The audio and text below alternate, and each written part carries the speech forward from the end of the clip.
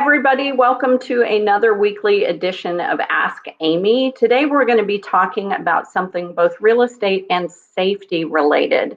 And that is because we are at the beginning of hurricane season, which can also bring flooding. We are on the 1st of July today, and late spring into early fall is hurricane season in Houston. Now, let me first be clear. I love this city, and wild horses could not drive me out of it or drag me out of it, either one. But once you've lived here for a while, you have to kind of get used to being ready for hurricanes and floods. It becomes second nature. But if you're new, as often my clients are, there are some things you need to know and be cautious about as we enter into hurricane and flood season. So I'm going to share some of those with you today. So there's two phrases that I want you to remember from today. One is hunker down, which is a special Texas phrase that means be where you can be the most safe and stay there.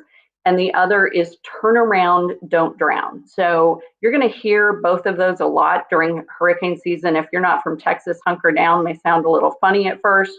Turn around, don't drown is about when you're in your car and you see barricades or you see water that looks like it's standing still and it's under a bridge. Every year we have unnecessary tragic deaths because someone thinks that they'll be okay driving through that water. Never risk it. Stay on high ground.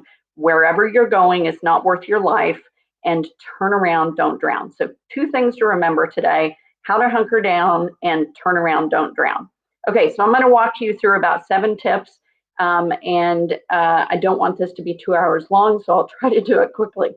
One, first and foremost, with your realtor, with all the sources that are available to you, determine your risk. So when you're purchasing your home, there's a great website called harriscountyfemt.org.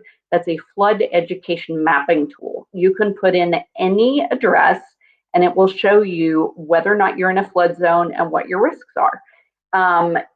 Also, because it is not a perfect system, check the seller's disclosures when you are purchasing a home and talk to the neighbors about any flood history that the property has had.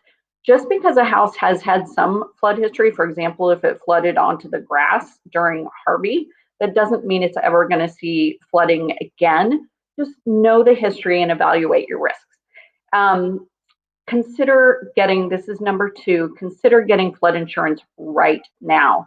I advise all of my clients, no matter what flood zone they're in or if they're not in one at all, get flood insurance, because your homeowner's policy only covers you for flood type events if it's a burst pipe in your house.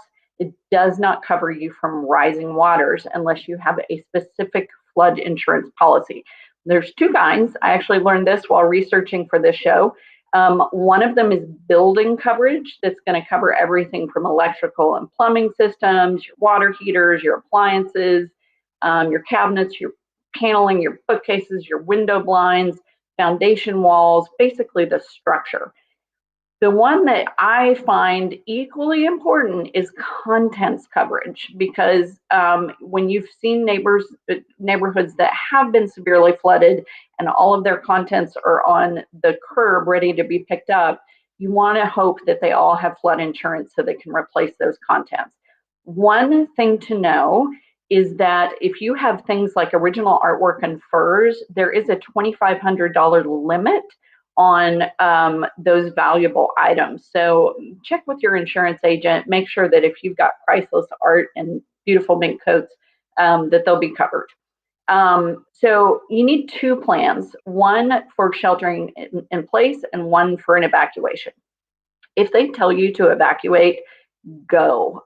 First of all, you don't want to get caught in traffic. You want to be the first person out the door. And one of my tips is make sure you have a paper map and ideally highlight the evacuation routes, ideally more than one, before this kind of time comes up. If you have an extreme power outage or the cell towers go down, your GPS and your phone are not going to work. Go find one of those very hard to find paper maps that they used to sell in gas stations. I don't know if they still do. I'm going to be looking for one myself, but make sure you have a paper map. This is something I just learned.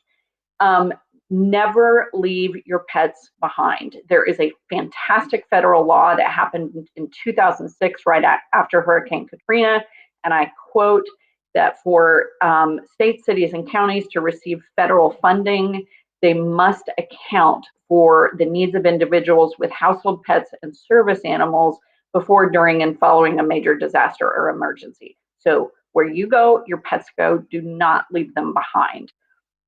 If you shelter in place, this is where it gets a little fun. Everybody has a different view on what should be in your hurricane kit. And next week, my social media coordinator, Megan Hunt, and I are going to host a live Amazon show on what we think should be in your hurricane preparedness kit. It's a hot topic if you put it on Facebook. Everybody believes in something different. I'll give you a few quick sneak peeks about what's in mine. Something called a water bob, an electric battery, big one called a jackery, a portable evaporator coil for having air conditioning off of that battery, a portable window AC unit if that works better in your house, cash, your prescription medication, make sure there's plenty of gas in the car. So we'll go over some of those things next week. It'll be a lot of fun. The name of the game is to be ready in case you lose electricity. So one of the things I do is fill gallon-size Ziploc bags with water, make giant ice blocks so that if I have to transfer things to a cooler, I have something that is going to help keep them cool. If your neighbors lose power and you don't, one year I made those Ziploc bags over and over again and just took them so people had ice in their coolers. Strengthen your home. This is number 5. Trim those trees ahead of time. Make sure there aren't any large branches that could potentially fall on your house during strong winds or that could just scrape the side of your house or break windows. So keep those trees trimmed back. Secure outdoor items like patio furniture that can be picked up in high winds. Move your car to high ground in case you think you're a little more flood prone. Just find a spot that's a little higher ground and get your car over there. Make sure all your doors can secure tightly. And especially if you're right on the coast, like in Galveston, go ahead and make plywood planks that will cover your windows and get them prepared for any flying debris. In Interloop Houston, we really don't have to do that kind of thing, but the closer you get to the coast, that's a good idea. Number 6, stay weather aware. You can sign up for weather alerts and services. I have a few apps because I'm kind of a weather nerd. I like the Weather Channel and NOAA's radar system. Those will actually just let you know when there's lightning nearby. So it tells me when to get my dog's thunder shirt out. But they're very helpful for watching for hurricanes. abc13.com, another great resource. So lastly, I've said it before, but check on your neighbors. If you have mobility issues or you know someone who might need additional assistance during an evacuation, there's a program called STAR, S-T-A-R, which means the State of Texas Emergency Assistance Registry. Good to get people on that. It's not a guarantee that they're going to have extra help when the time comes. You may be that extra help, but go ahead and get people registered. A few bonus warnings. When I was a kid, we thought it was great fun to play in the floodwaters, and you will every year see someone inner tubing or being dragged on an inner tube or a ski behind a truck. And it looks funny and it looks cute and clever. It's really dangerous because there can be downed power lines. There is sewage oftentimes in floodwaters. So if you can at all avoid it, don't wade through floodwaters. Really keep an eye out for those downed power lines. So last but not least, if you are a surfer, do not go to the coast and decide to surf hurricane winds and waters. We had an amazing judge for many years who told us, if you're going to go do that, write your social security number on your arm in Sharpie so they can identify your body. Bad idea. So for the most part, hurricanes are just about staying safe, staying put, having your hurricane systems and supplies ready. A lot of people think they're kind of fun. They'll throw hurricane parties, but these are the things that you need to know to stay safe. So good news is we don't have earthquakes, we don't have forest fires, but in Houston, you just have to be ready for hurricane and flood season. So remember, hunker down, Turn around, don't drown. Always be safe. Look out for yourself and others.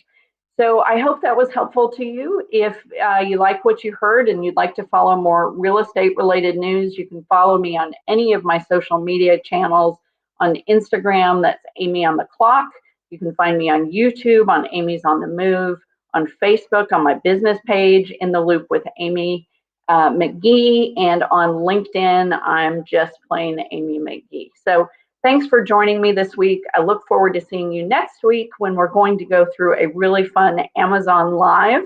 And as always, if you need me, call me, text me, send smoke signals, 832-865-2390. Look forward to hearing from you and have a great week.